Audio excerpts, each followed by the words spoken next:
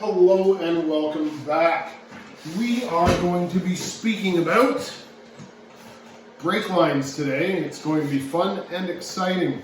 So, we've already looked at the master cylinder and taken a master cylinder apart. What we're going to do now is we're going to look at the means of transferring hydraulic fluid from one point on the vehicle to another.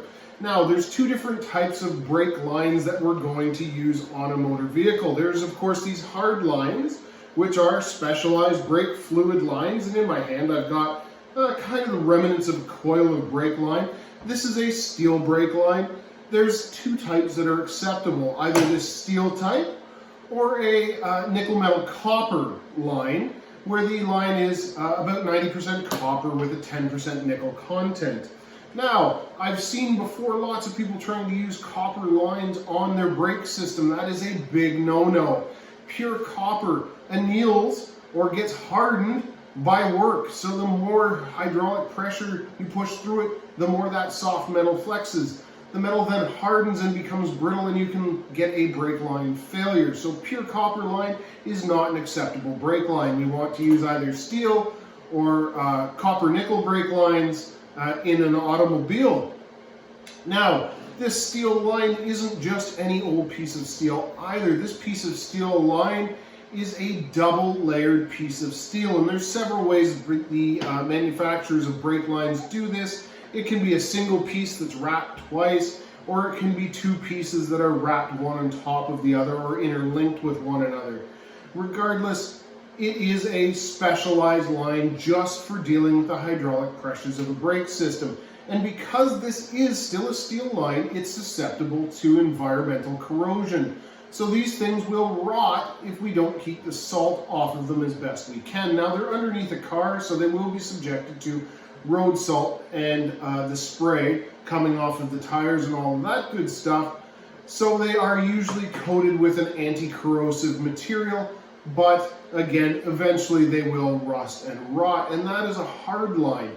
Nothing too fancy about it. We can see that they're fairly rigid. They don't like to bend, and if they do bend, they retain their position. So this is fine for the bottom of a car, for the parts of the car that don't move. But our calipers and wheel cylinders are at wheel ends, parts of the car that move up and down independently of the body. So we have to be able to transfer fluid pressure from the master through the hard line to the caliper or the wheel cylinder. So how do we do that? We use one of these little fellas right here. This is a flexible rubber line, or a flex line, and you'll see that one end has got a threaded section that would thread into the hard line, and the other end we use something called a banjo bolt to attach it to the caliper here, or we would have another line end very much like this, with an external thread that would thread into the back of a wheel cylinder. Now, these aren't just rubber hoses. We can see that there's a bracket on this, of course, but they're a multi-layer hose. The inside of this hose is going to be the actual fluid line. So it's a brake fluid resistant piece of rubber that runs through the core of this line that allows brake fluid to move through it. Surrounded by that are several plies of rubber and synthetic yarn that are braided around the inner liner. Now, we want to make sure those are all bonded together, and then we coat it with this outer layer of rubber, and you'll see that this outer layer of rubber has some ribbing in it, and there's a couple reasons for that. First off, ribbing adds strength. Second off, if we twist the line, we can see that it's twisted in the ribbing of the rubber. It's very common for someone new to doing brakes to twist up these lines, and we don't want that. Now, a couple things about these flex lines. Never hang anything off of them. If you do, you can stretch them out internally. We pull that fluid line that runs through the center of it off of the braiding, and then that fluid line can become an obstruction within the flex line itself. So that's one thing that we don't want. The outside rubber is oil resistant, so we want to make sure that the outside rubber, we try and keep it clean, we try and keep the oil off of it. We're going to inspect this outside fluid line for cracks. This is very easy to do. You just kind of twist the line and look for the crack. We're looking for any abrasion, anything where we can see the braiding inside of it. The other thing in our climate here in Canada, the thing that we want to look for any of the salt belt states, we want to make sure the brackets that are on this flex line aren't rusting up. If they're rusting up, they have this nasty habit of pinching the inside of a flex line. Now, a pinched flex line can lead to all types of disasters breaking things. It may keep a caliper or wheel cylinder applied after you release the brakes, or it may limit the amount of fluid that goes to that caliper, causing a pull when braking. Things to be very aware of. If we see that a flex line is damaged, we simply replace the flex line. Order one that fits the vehicle that you're working on and get that replaced and out of the way. So that's flex lines. Pretty simple to deal with. We can see the fittings are crimped on the line. They come in a nice box. They're nice, fresh, and new. There's nothing to worry about. If it's broken, replace it. If it looks bad, replace it. If it's cracked, replace it. I think you get that. So, back to our hard lines on our vehicles. Eventually, the hard lines, especially in a salt state or a salt province, are going to fail. They're going to rot and we have to replace them. There's a couple of ways that we can go about replacing them. We can either order the correct length line and bend it to the vehicle. Certain vehicle platforms will have lines already pre-bent that you can order from the manufacturer or the aftermarket. They come in a nice big box and we simply take the old lines off and put on new lines. The cheapest way and probably the easiest way to replace lines in a quick manner is to simply make them yourself. Now you can order from most parts stores a roll of brake line in the diameter that you require. You're also going to need a set of tube nuts that adapt to either end of the brake line, so you can install that into one end, of course, the mass or maybe proportioning valve or a flex line to go to a caliper, etc. So there is a tube nut we can see. It's got a hole or a hollow diameter in the center of it, and it fits fairly snugly over the line. Now, of course, it can fall down the line, move up the line, and so on, but when we tighten that up, it's going to drive the line into the fitting that we're trying to secure it to. Now, as you can see, I can take this tube nut on and off, and that's not what we want when we're making a brake line. When we're making a brake line, we have to flare the end of this brake line so it will seal against the fitting that we're doing it into. So there should be a fitting in the wheel cylinder or the brake master or the flex hose that will take a certain type of flare. Now we're going to talk about 3 different types of flares, and I'm going to make 2 of them for you. So the first type of flare is a bubble flare. Basically, it's a 1-stage flare that we're going to make with our flaring tool here on the bench, and it's going to have a bubble-looking shape to it. It's kind of easy to make. So first off, you're going to see me, I'm going to straighten this line by hand. Here we go. I'm going to give it a little curl. And when you're shaping this line, something to keep in mind is you don't want to kink the line. If you kink the line, you've caused a restriction in the brake system. You've also caused a weak point. So anytime this line gets kinked, you have to start over again. But in this case, I've got it flared up or twisted up so I can work with it.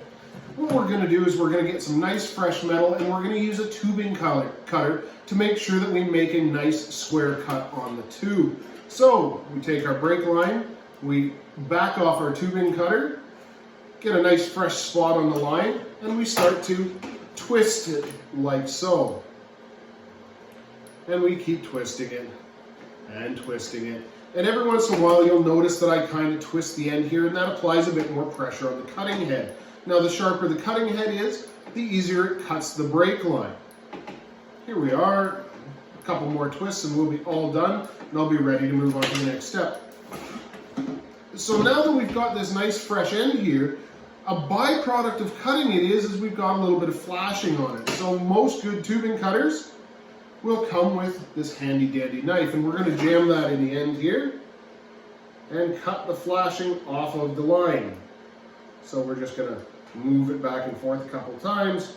We don't want to open it up too much. We just want to take that flashing off the end. There we go.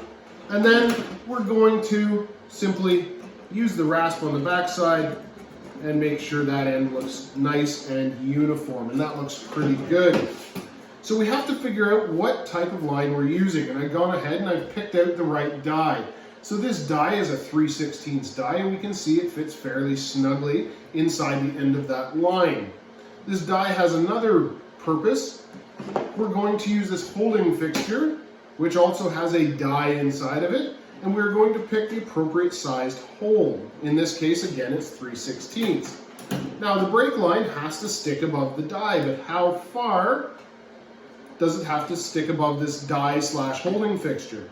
Well, the other die that we've just picked out for it has a unique feature on it. It has a step, and we're going to have this tube stick out of the holding fixture exactly as high as that first step. So we will bring that up like so, and then we will tighten down the holding fixture. There's ribs inside of this holding fixture, so the line doesn't wander away on you. And I'm going to use a screwdriver to tighten it. Now, some people like to use a driver to tighten it, other people do not. If it is not your tool, make sure you ask if you can use a screwdriver on it. Most technicians are going to say no. I know this tool, and if I don't tighten it up sufficiently, well, it slips and then my flare is no good anyway. So, I take my die and I stick it in the tool, and then I take this anvil, and we're going to use this with a screwdriver to apply force to that die in order to make our first flare, which is going to be that bubble flare. Here we are. Get it in the right position, like so. Give it a little bit of pressure, and then we are going to use our screwdriver to apply pressure to it. Now, I know this isn't great for your visibility, but we will do our best to show you what I get out of it.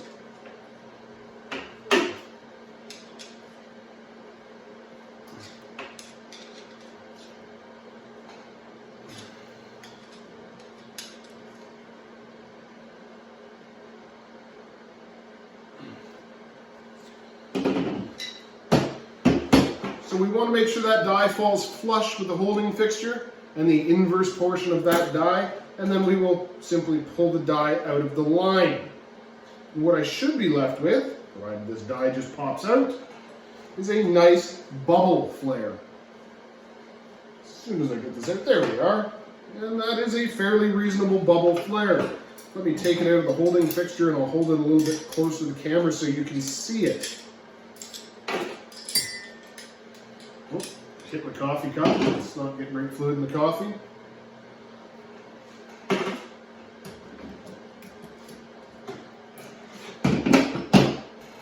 So it's okay. I would probably remake that flare if I was actually going to use it, but there you go. Nothing crazy, just a little bubble flare there. So there's a flare that's very similar to this called an iso flare. And the difference between an iso flare and a bubble flare is the shape of the dies. If you look at the bubble flare, you can see it's got a rounded radius on the back side, as well as the front. Now an iso flare will have a flattened backside with a radius on the front. So it will look more square as it sits inside the die.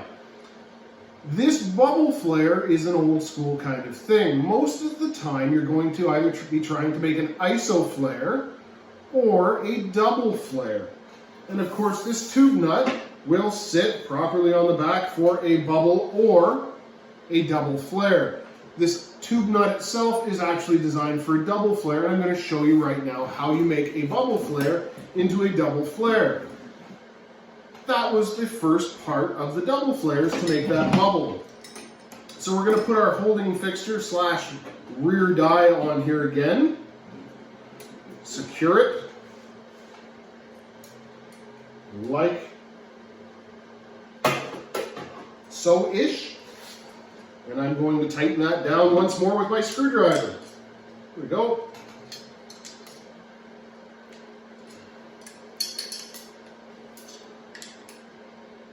And remember, the first time I made this flare, I used the top side die. Well, since I've already used this topside die, I'm going to go ahead and put that back in my basic flaring kit.